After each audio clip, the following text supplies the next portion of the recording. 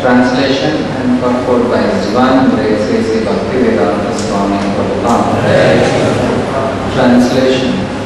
He who is satisfied with gain which comes of its own accord, who is free from duality and who does not envy, who is steady both in success and failure, is never entangled although performing actions.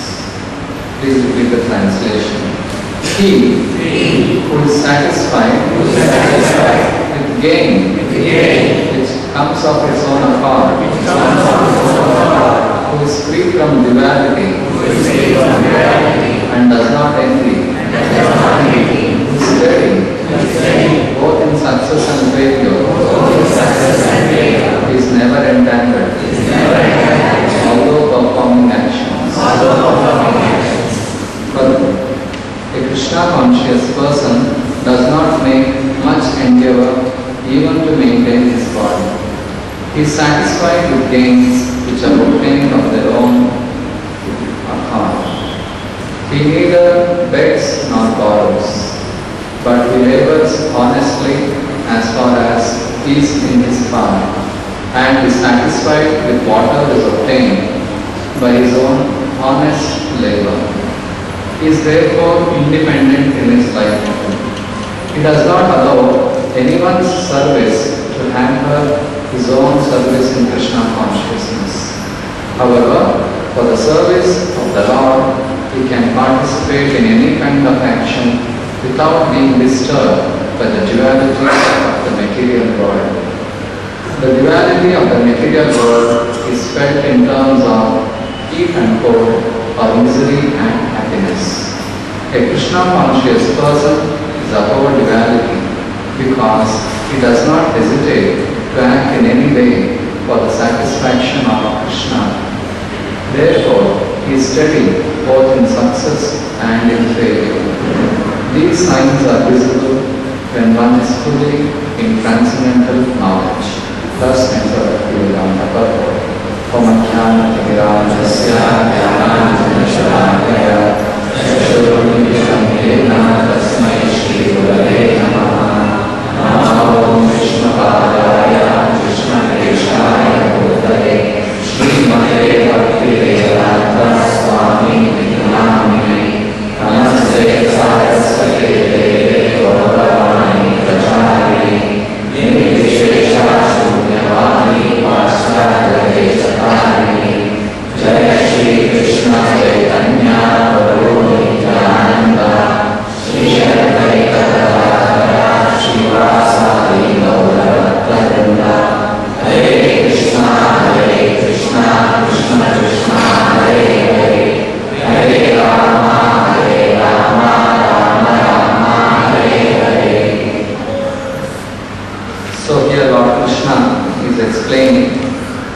of the symptoms of a Krishna conscious person.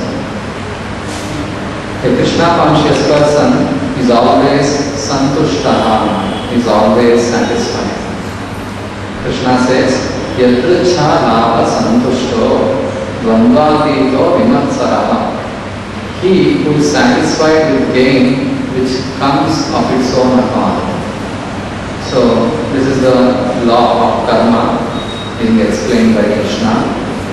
In human form of life, everyone of us come with certain reactions of our own karma of the past life.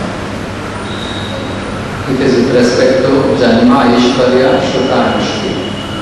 With respect to good parentage, the family in which we take birth is decided by the law. Karmana daivanetrena jantur deho papattaye striya pravishtavudaram pumso reta kanashraya. Based on our own karma in the past life, based on our desires in the past life, when a person dies, that soul will be sent into the womb of a mother by Daivanetra. Daivanetra means there are higher authorities or devatas who are observing our actions, our thinking, our feeling, our willing, our desires every moment. There is Paramatma in the heart of everyone, there is Super Soul in the heart. So he is observing all our actions, he is observing our thoughts, he is observing our desires. And the Supreme Lord has also appointed certain devatas to fulfill our necessities in this material world and to perform their duties.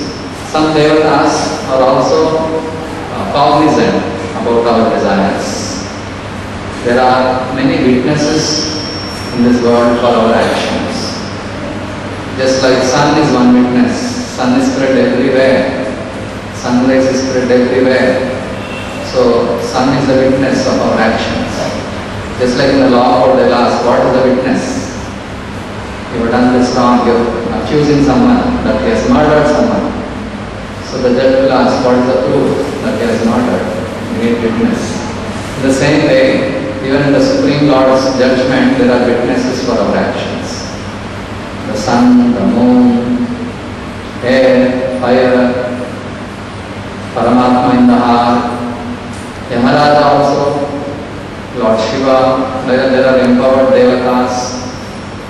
And it's also said in the scriptures that every limb of our body is also controlled by one particular devata. So, higher authorities, Daiva Netra is always on us. We may think, I am alone in this room, now I can do whatever I like. I will enjoy in a way I like. But you are not alone. Daiva Netra is there on you. You are thinking that you are alone because of your ignorance about the laws of nature. The Lord is witnessing. So we have to be careful, especially in human life. In human form of life, there is free will given to the human being so that he can utilize the freedom for higher elevation, for elevating in consciousness. Just like those who have studied medical science or biology, if you see the anatomy of different species, especially animals and human beings, if you compare, almost it is same. All the senses, eyes, ears, nose, tongue, stomach, belly, genitals, all the organs are the same, isn't it? When you compare with animals and human beings, it's the same. Isn't it?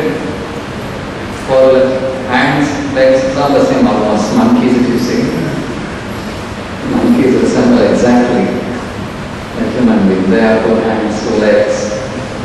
One tail is extra probably. But otherwise it's all the same. What is the difference between human beings and animals? The difference is developed consciousness. Developed consciousness. A sense of civilization. The consciousness is reflected in our actions. By understanding my role in this creation. Those who are animalistic, those who don't know much, those who are covered by ignorance, they only care about themselves. Animals, they are exactly like that. Animals are selfish, too selfish. They don't care for anyone else as far as their maintenance is concerned. Eating, sleeping, mating, defending, common necessities of life. When you come to human beings, we see that there is sacrifice, there is a sense of feeling towards others. That is because of developed consciousness. A man, a householder, he sacrifices his life for his family. The soldiers in the border, they sacrifice their lives for the sake of their country. Even doctors nowadays, they sacrifice their sleep for the sake of the patients who are suffering. They don't go home, they stay awake all night. So you can see this developed consciousness in human life. So human form of life awards this facility of improving our consciousness to the highest degree of understanding who am I, what is my relation with the Lord, why am I suffering here. So these are the main duties of human life. But modern civilization is now mostly focusing on bodily necessities. How to satisfy the bodily necessities in a more and more sophisticated way. If we divert our attention to satisfy the bodily demands in more and more sophisticated way, then we will degrade into animal level, because animals are of that consciousness of satisfying only the senses. Then we will miss out the opportunity to develop our consciousness into Krishna consciousness. So therefore Krishna is giving an advice here. Krishna is telling, Yadricha Lava Santushto, you be satisfied with whatever comes on its own accord after you have endeavored or worked honestly. We have to work in human life. Without working, we cannot achieve anything in this world.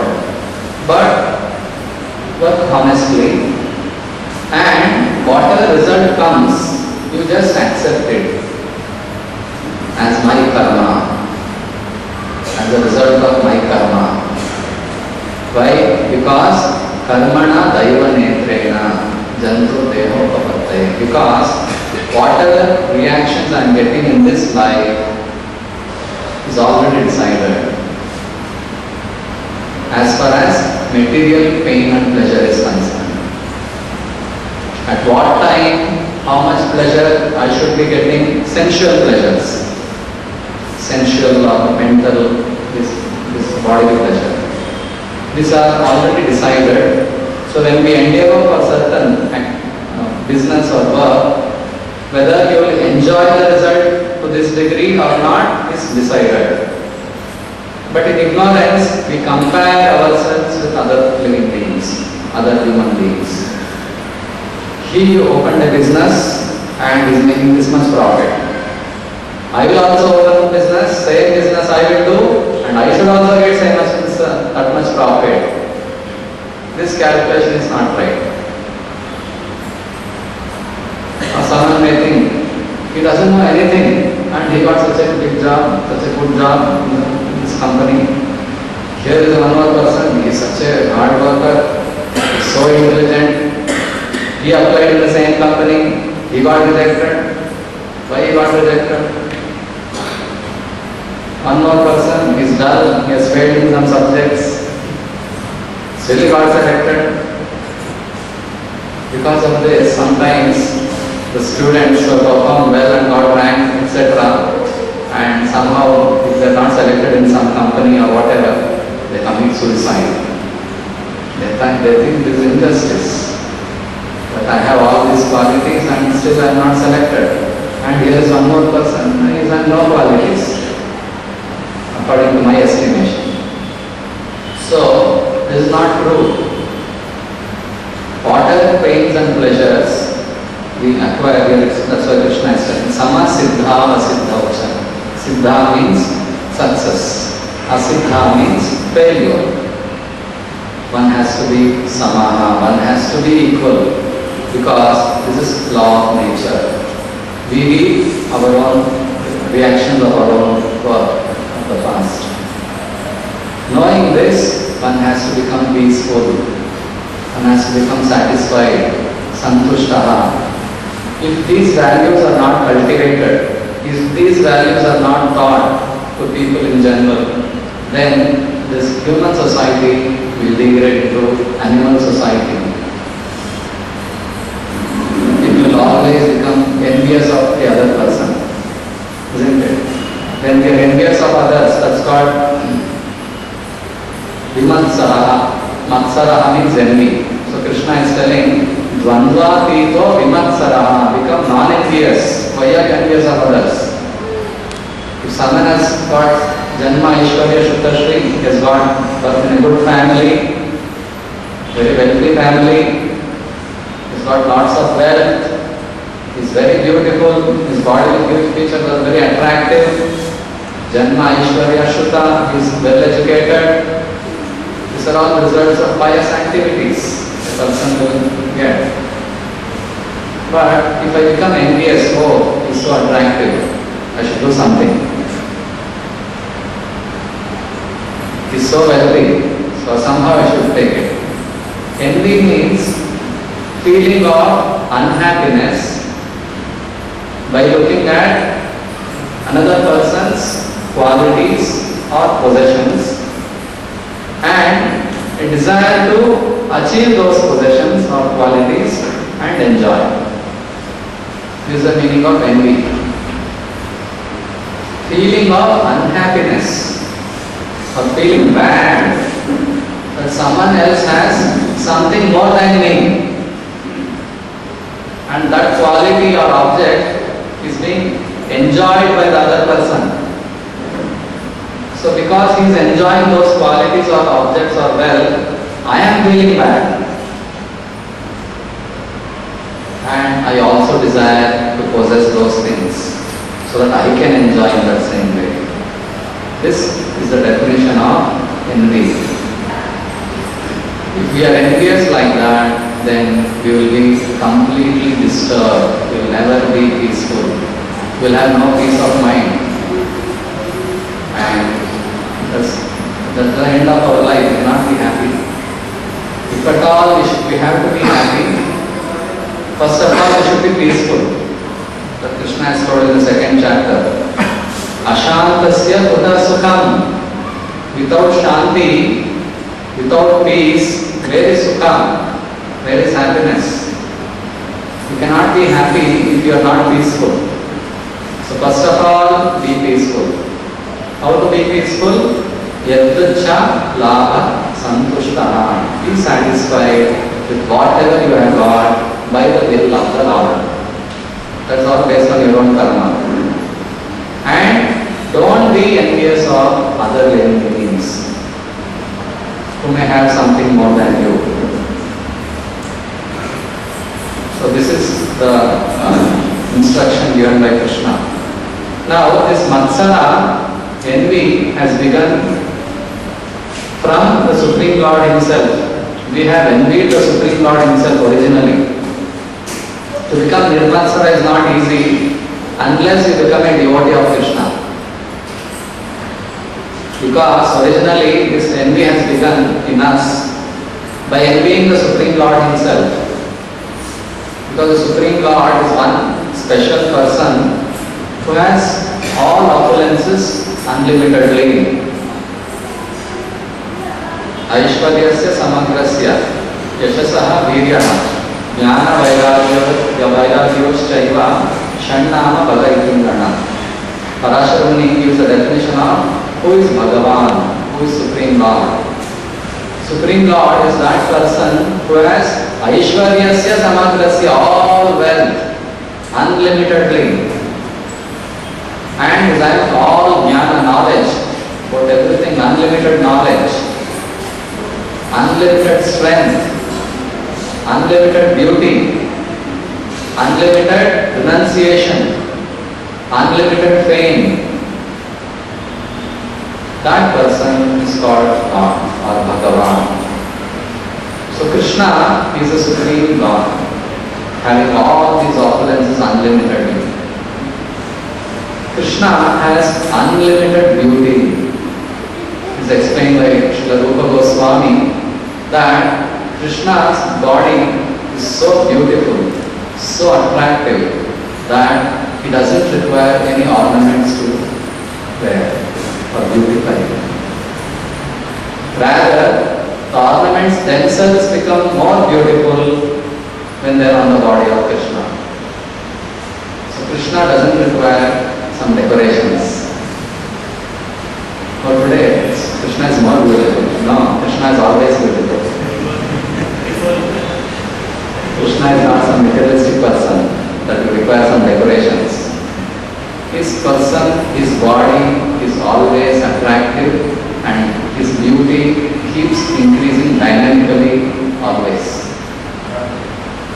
Navayavana is described in Brahma Samhita that Krishna is Navayavana, always fresh and most attractive. Once when Krishna was in Dwaraka, Krishna's palace is full of gems and jewels. That's also an example of unlimited wealth. Krishna had married 16,108 queens and he had 16,108 palaces made of marble, ivory furnitures and pillars made of gems, lighting made of all jewels, full of wealth, unlimited wealth everywhere Krishna showed. And Krishna was in every palace simultaneously with his queens. So once when Krishna was walking in his palace, he saw his own reflection and he became so attracted by the beauty. He said, "My God, who is this? Who is this? So beautiful.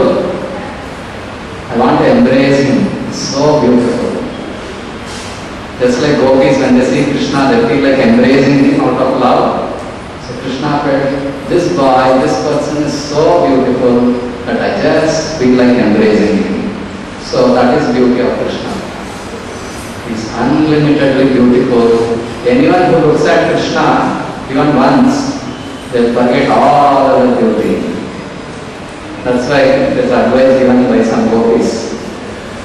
They say, "My dear gopi, don't go to the bank of Yamuna."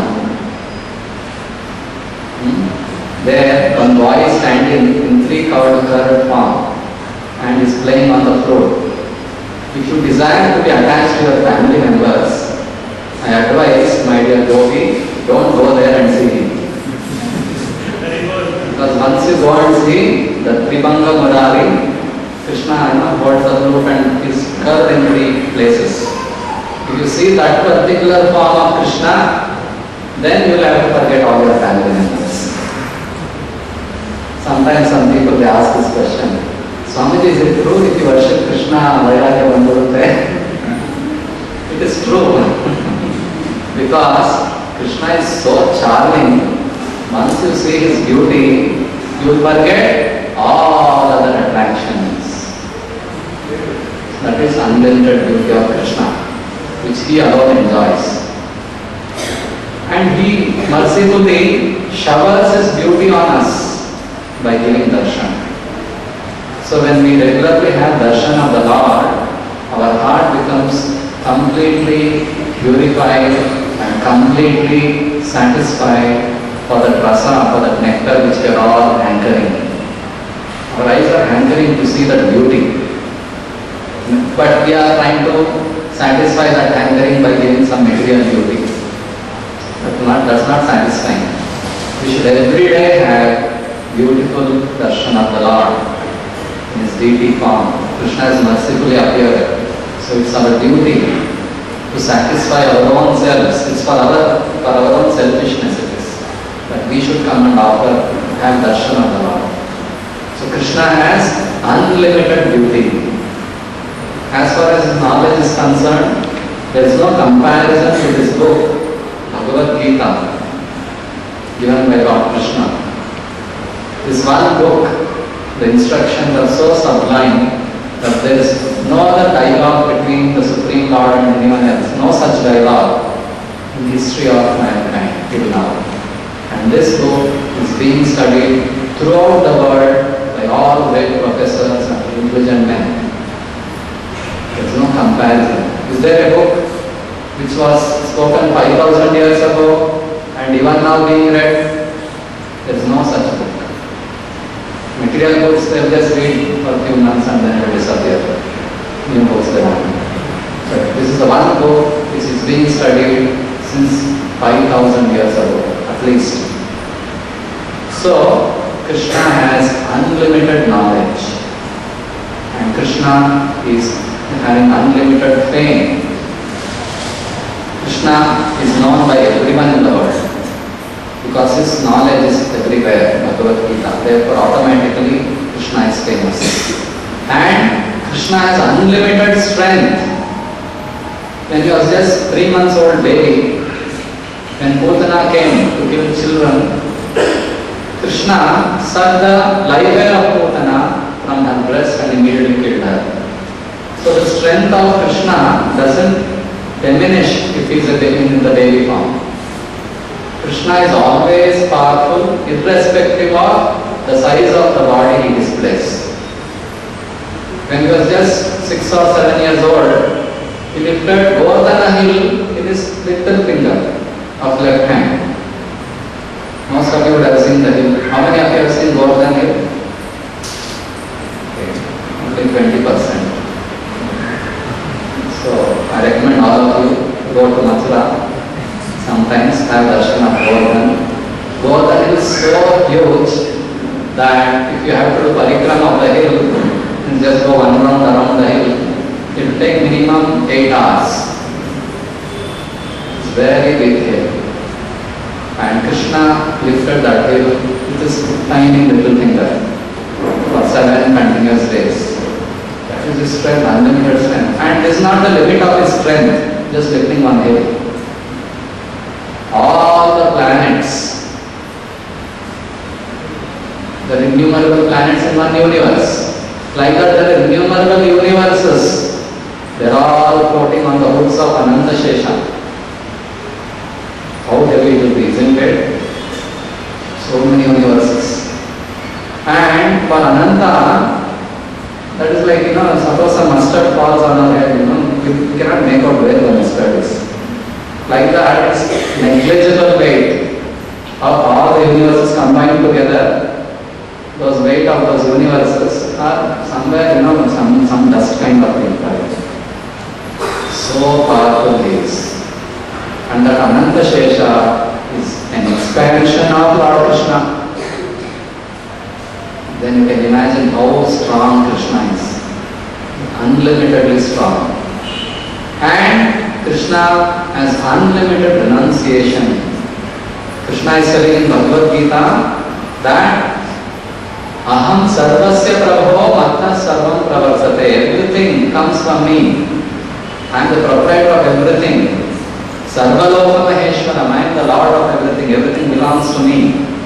But still, Krishna is not claiming this. When he comes here, we are all enjoying Krishna's property. It is my land, my site and all that. Isn't it? But is Krishna telling, it is my land? Krishna is not coming and asking us, isn't it? Yes, just let it up. Use whatever you want to do. You see, renounced. When Krishna was with the gopis in Vrindavan, Krishna, as usual, he played his flute and all the gopis became attracted by the melody of the flute. Immediately they ran to meet Krishna. Then Krishna said, why you all came here? He said, what is this, Krishna? You only played the flute and attracted us. And now you are telling why you all have come here in the dead of night. Then he said, it's not good for women to come to the forest like this at night. Then they were a little surprised that Krishna called us by playing the flute and now he is giving us some advice. He said, women should always be under the protection of husbands or father or elders. So you all go back now. Don't be here, it's not good. Then they were upset and they started chastising Krishna, it's not good for you. No, we are all your servants, eternal servants, we have come to serve you and enjoy with you. Like that they spoke to Krishna. And Krishna said, okay, all right. Because gopis had a desire to serve Krishna as his wives. They had performed one vrata. They were worshipping Katyayani and Krishna had blessed them. They had worshipped Katyayani to get Krishna as their husband. They had done that vrata and then Krishna had blessed them, okay, I bless you. Sometime you will enjoy with me in that relation. So to fulfill their desire, Krishna had called them, attracted them. So the gopis had come there and when Krishna agreed, so the gopis became somewhat proud that we are so fortunate to have Krishna with us now. And Krishna is enjoying with us. When they became a little proud, immediately Krishna disappeared from there. Krishna doesn't like his devotees to be proud. Immediately disappeared. Then the gopis started lamenting. Oh, what is this? They have done such a great mistake. So Krishna has unlimited renunciation. He doesn't need anyone else for his enjoyment. He doesn't want any gopi to be with him for his pleasure. He is self-sufficient. He is independent. So these are all the qualities of Krishna which is present in him unlimitedly. Some time ago we have envied Krishna. Oh, how can these things be only in him? Why not in me? Why not I be more beautiful? Why not I be more stronger? So when we got this idea, when we thought of this, when envy arises in our heart, immediately we are put into this material world. But pure devotees are non-envious of Krishna. Just like in the Bhagavad Gita, throughout the Bhagavad Gita, Krishna says that this yoga I am teaching you here in the 4th chapter itself. Krishna says Arjuna that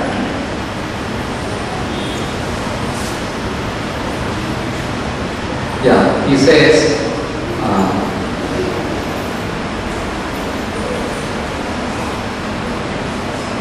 Sayevaya Mayatevya Yoga Prokta Puratana.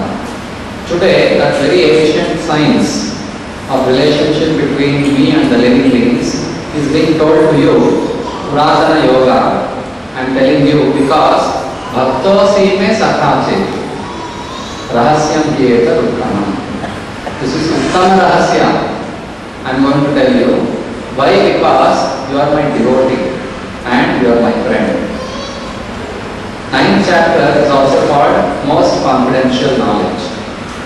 In that, the first verse, Krishna says, Idam Guhyatamam Jnanam Pravakshyami Anasuyaya Jnana Vijnana Sahitam Yajnatva Mokshase Shubha.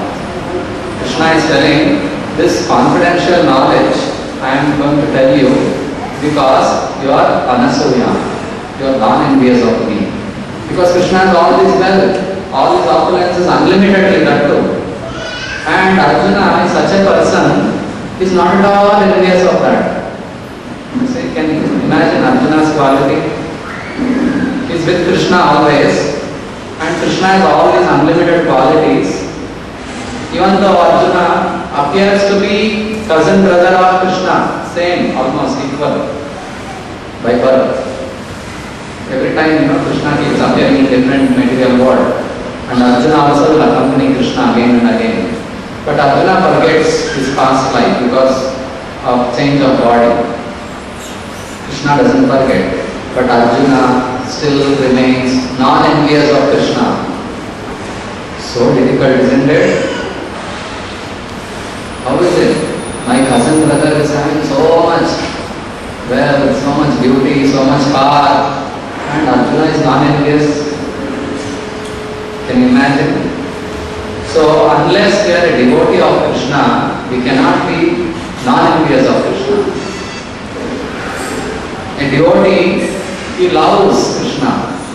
Just like mother loves her child, isn't it? Mother or father doesn't become envious of the child, of her own child, isn't it? In fact, parents want their children to be more educated than them, and they take pleasure in that. I read only PUC. My son is a doctor. He takes more pleasure. Isn't it? He will not become there, don't become more than PUC now. Only less than that. Better you pay, better. Father, mother will not think in that way, isn't it? They don't compete with their children with respect to certain qualities, isn't it? Rather, they take pride that my son has gone to this level. I did only this much. They take pleasure, isn't it? That is called love or non-enviousness.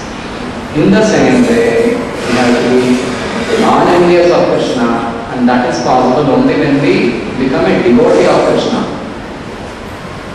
So Narada Muni, he explains how can we overcome this envy. There is this material world, already we envy Krishna, the root cause is envying Krishna, and we are fallen in this material world, covered by material bodies, and with so many feelings, jealousy, all these things are there already. Now how can I work on this? How can I remove this? If you want to address one by one, Narada Muni has given certain suggestions. Narada Muni says,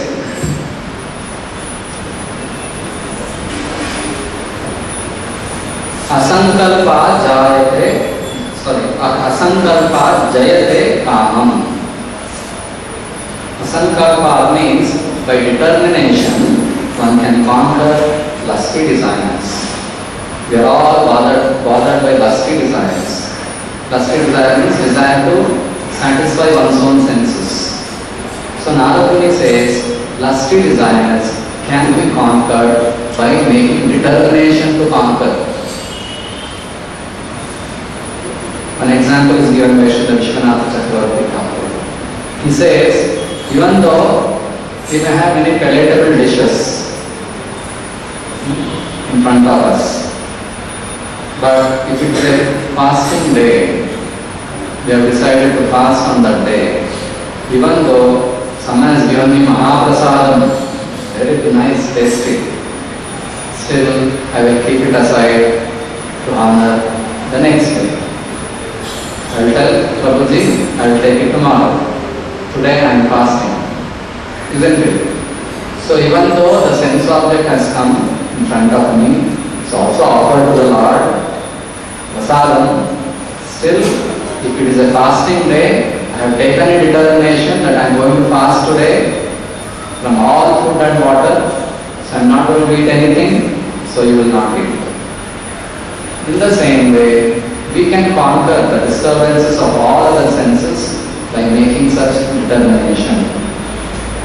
Among all the senses, two important senses are to be conquered: the tongue and the genitals.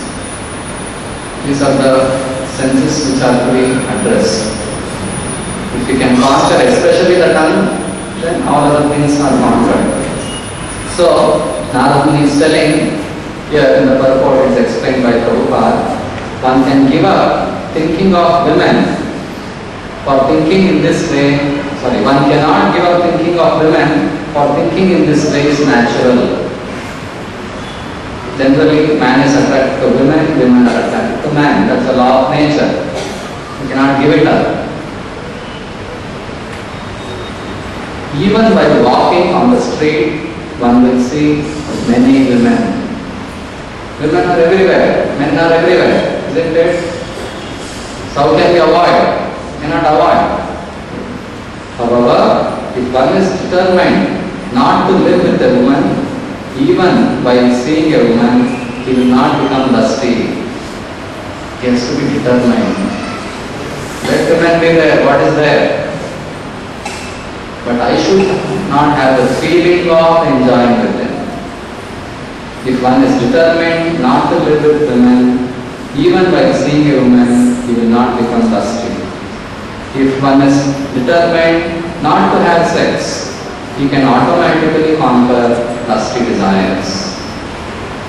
So, these are the ways we can overcome lusty desires. Then he says, Krodham kamam vivarjana, anger is one more enemy of the soul. Krodham, by giving up envy, one can conquer anger. By giving up envy, one can conquer anger. And then, Arthanartha Ikshaya Lobham. Lobha means greed, that's greatest enemy. It's explained in the previous verses by Narada Muni that Krodha can be satisfied by becoming angry at someone. Got Krodha, and then Krodha generally arises because of unfulfilled Kama. When our desires are not fulfilled, we become angry, and whoever may meet, catch him and then become angry at him. Slight agitation, anger is already there inside, built up, and whoever comes and little irritates you, finish. All that anger is burst out. So, Krodha is not satisfied, no more Krodha, Krodha is wrong. But greed can never be satisfied. Greed, there is no limit to greed. It can go on increasing. There is no limit. Then how to overcome greed? Greatest enemy. How to overcome greed? So here Narada Muni is explaining Arthanartha Ikshaya. By discussing disadvantages of accumulating wealth, you can overcome greed. So difficult, isn't it? So dangerous to keep cash with us. Isn't it? So, anyone can come and kill us and take away the money, isn't it? Especially Prabhupada says in Vrindavan, be careful. Especially at night, when you walk on the street, even for 10 rupees, people will kill you and take the money. That's the situation. Lots of thieves and rogues. Similarly, anywhere in the world also, you can see even government has put up many boards with women, and someone is snatching the chain, isn't it? Jebu Kandadidare, Echarike, we also put in our temple.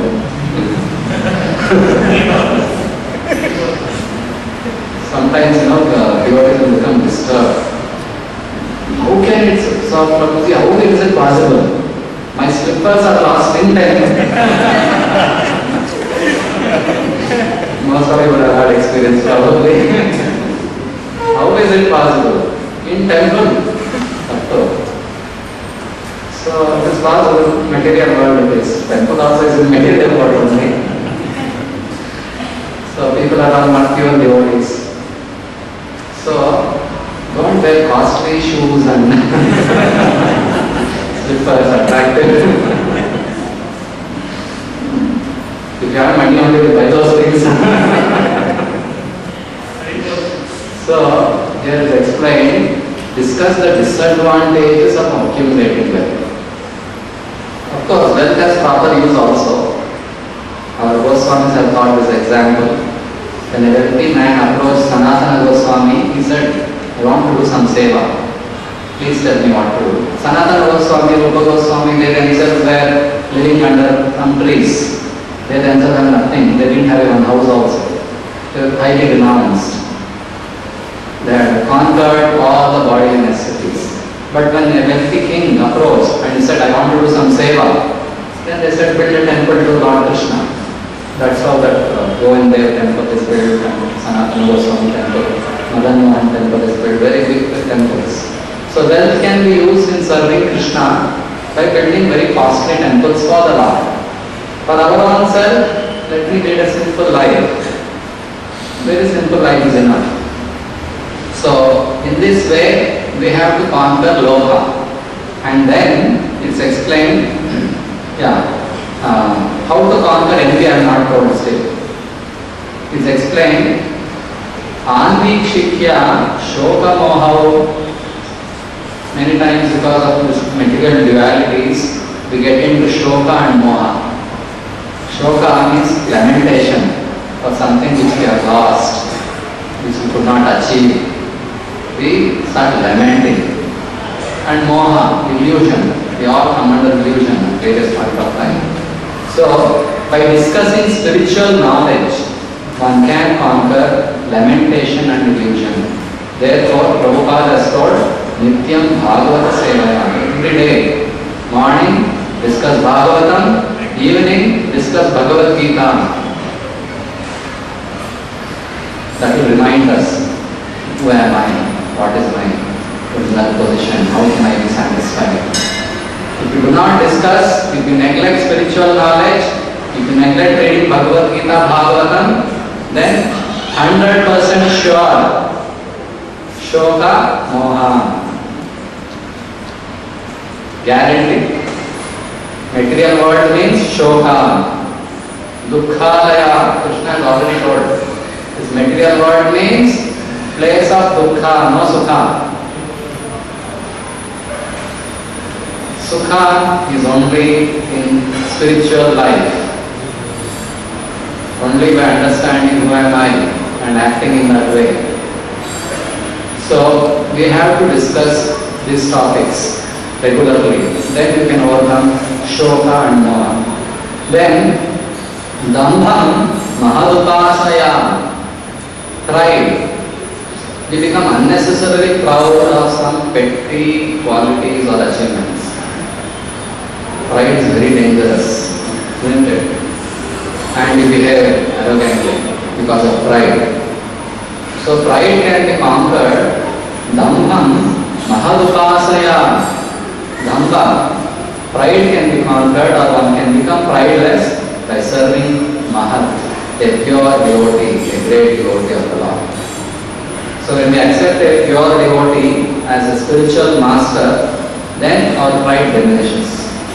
Because we know that there is someone more greater than me. There is someone more superior to me. So I don't have to be proud. So it is a must to accept a pure devotee as one spiritual master and render him menial service. Menial service means that will destroy the pride in the heart. Guru will tell, okay, go and clean. Unless you are prideless, you cannot know, you cannot understand spiritual knowledge. Once one great scholar had approached Bhaktisiddhanta Saraswati Goswami. What's his name? I forgot his name. So he said, Swamiji or Maharaj, I have a very difficult question.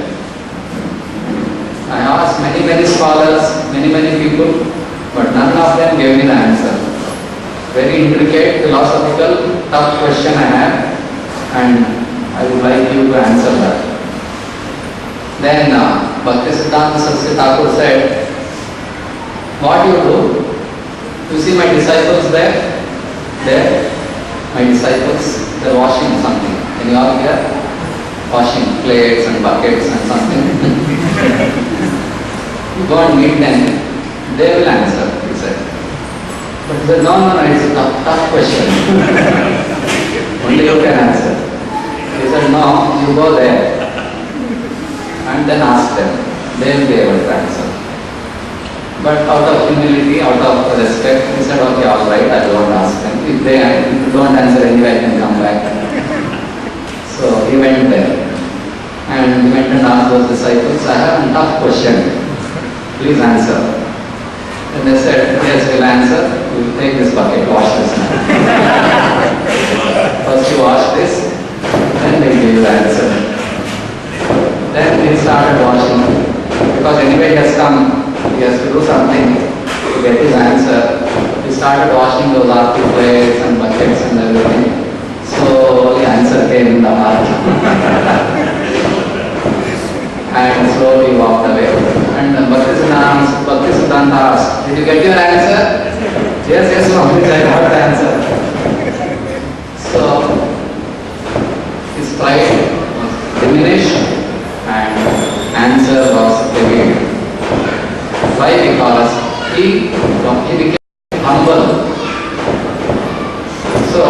pride covers our knowledge. So one has to become prideless by accepting a spiritual master, by accepting a superior person. And then one can conquer envy, which we are discussing. How to conquer this envy?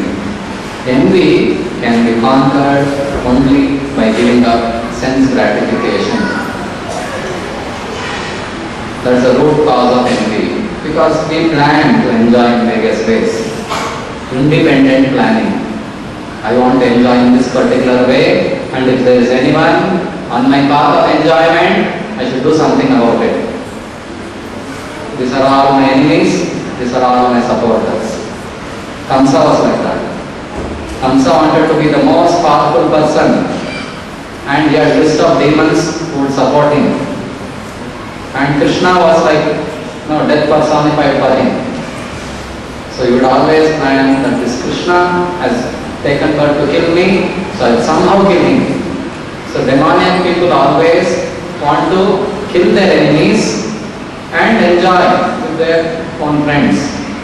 This is because of sense gratification, making independent plan of enjoyment. So unless we give up sense gratification altogether, I will not make my plan. How will I enjoy?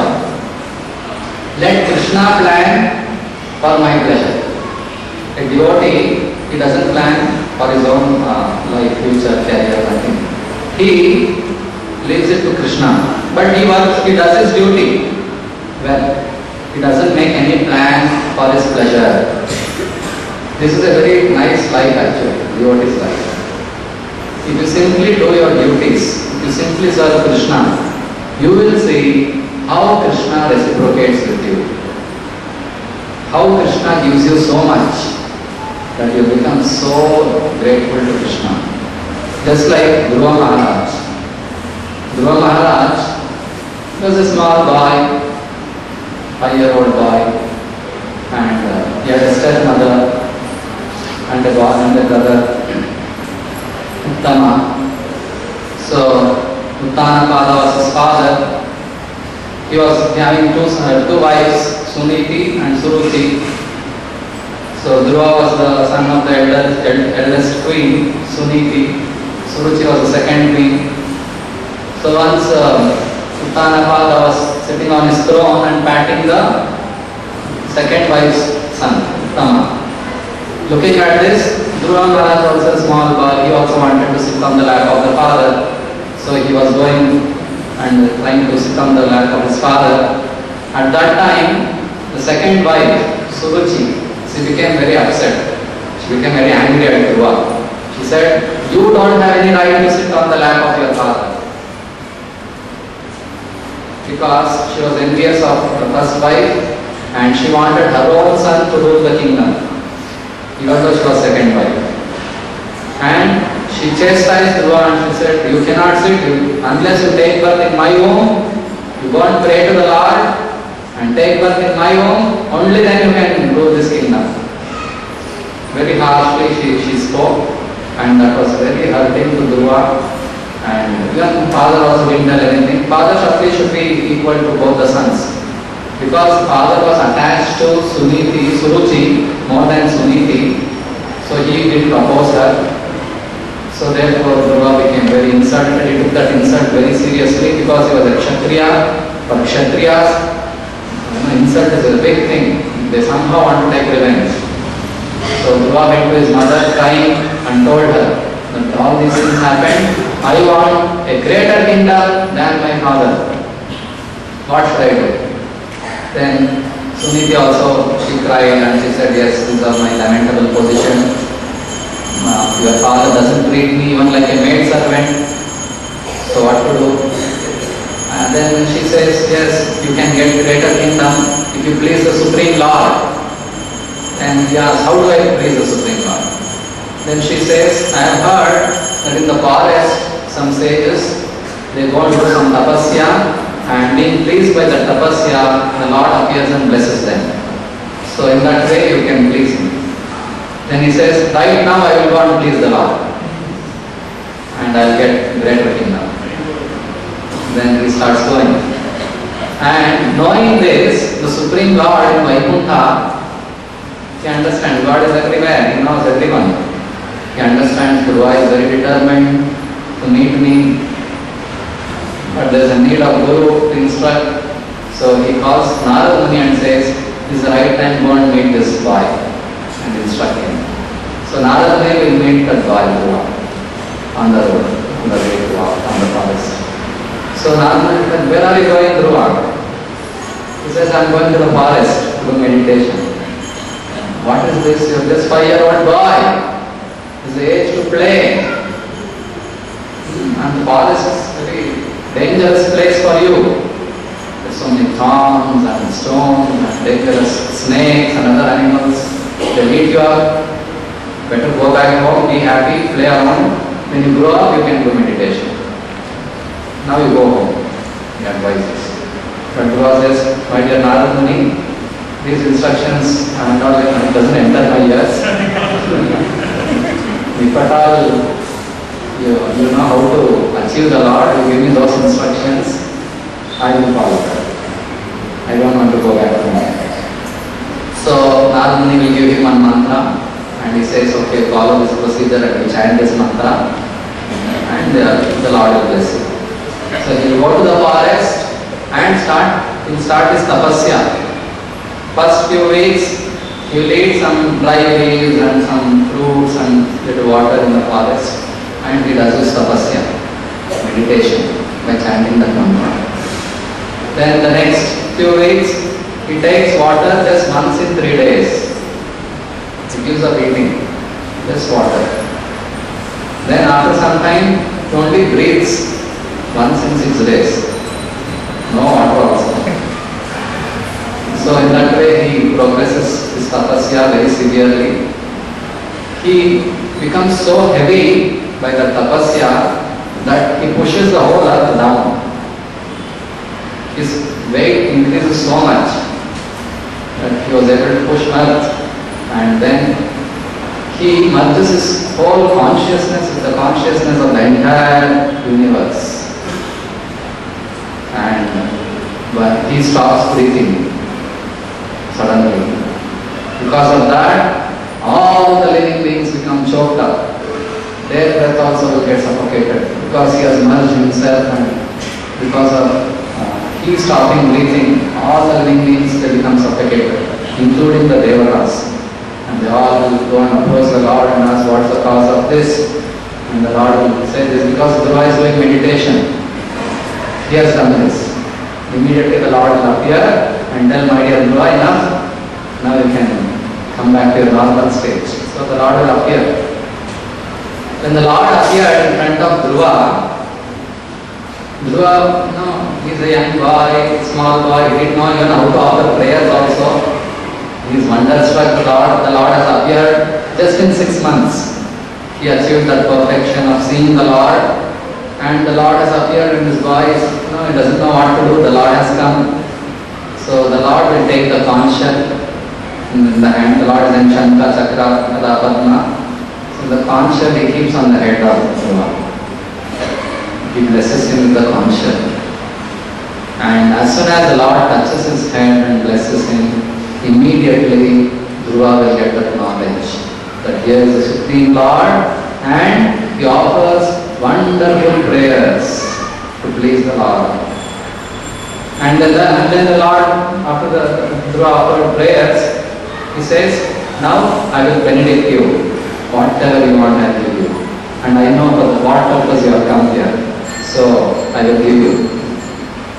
Then Dhruva says, my dear Lord, please no. I came in search of glass pieces. Kacham yachinvan api divya ratnam. I came in search of glass pieces, but I got such a transcendental gem of just having your darshan. That's more than enough. I don't want anything.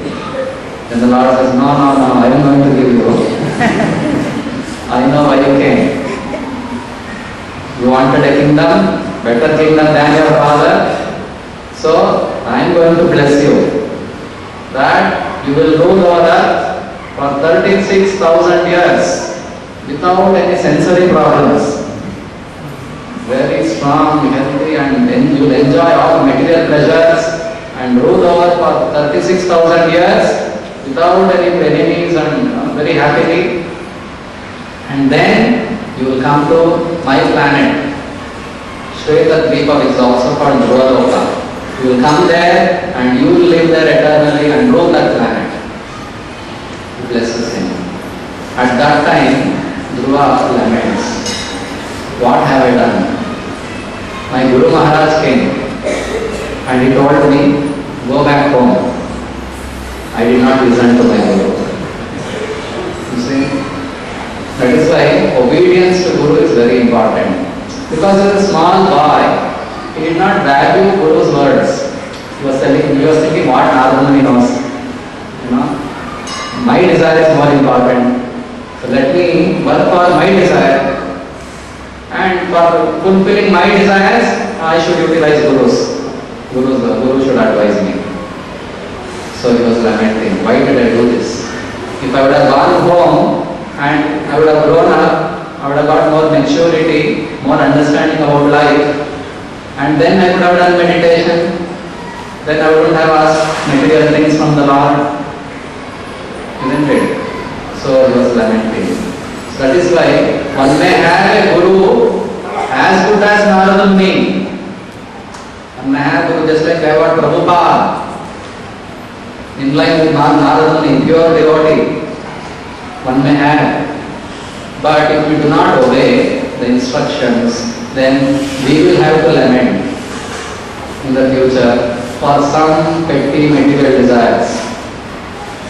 Even though we may be even chanting Vishnu mantra, Guru has given, Narada Muni also gave mantra, Om Namo Bhagavate Vasudevaya, we chant. That mantra was given to him. So mantra is chanted to achieve the Supreme Lord. So instead of achieving the Supreme Lord, he used that mantra for some material desire, kingdom. How long kingdom will be there? Isn't it? So we should not do devotional service for satisfying some material desires, which is temporary.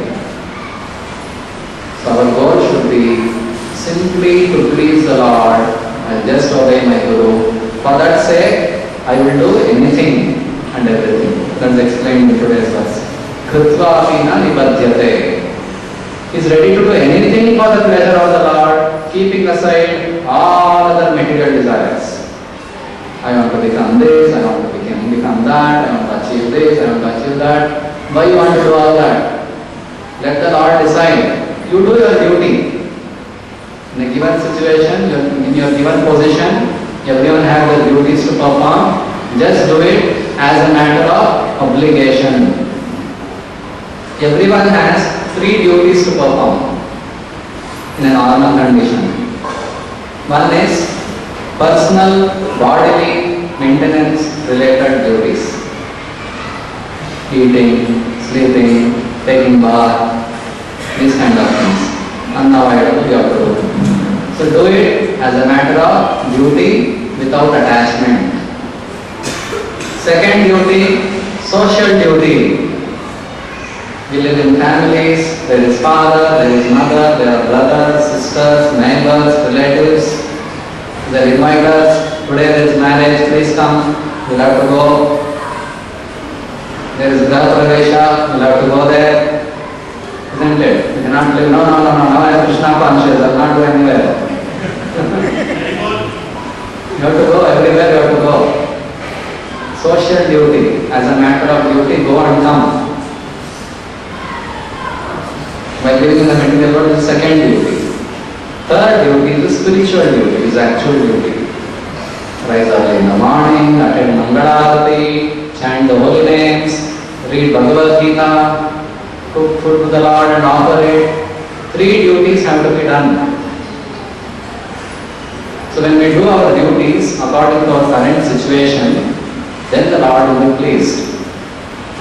And He will plan for us, okay, next what has to happen to Him. He will proportionate to our sincerity in spiritual duties, other obligations, social and personal, will reduce. The more you do spiritual duty nicely, The other bandhanas, because of social and personal bodily bandhanas, will reduce. Just like the Goswamis, they are fully absorbed in serving the Lord.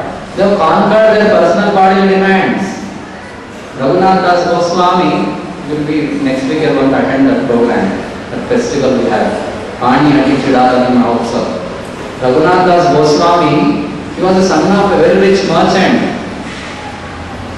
He was getting lakhs of rupees during that time. So, he, by devotion to the Lord, he came to a position of eating just little butter once in 3 days. Can you imagine? So, by performing spiritual duty, by becoming fully Krishna conscious, we can minimize all the bodily demands. That's why it is told, Yadricha Lava Santushto. Be satisfied with whatever minimum we get. So that is today's instruction. So I will stop here. Grantha Srimad Bhagavad Gita ki jai.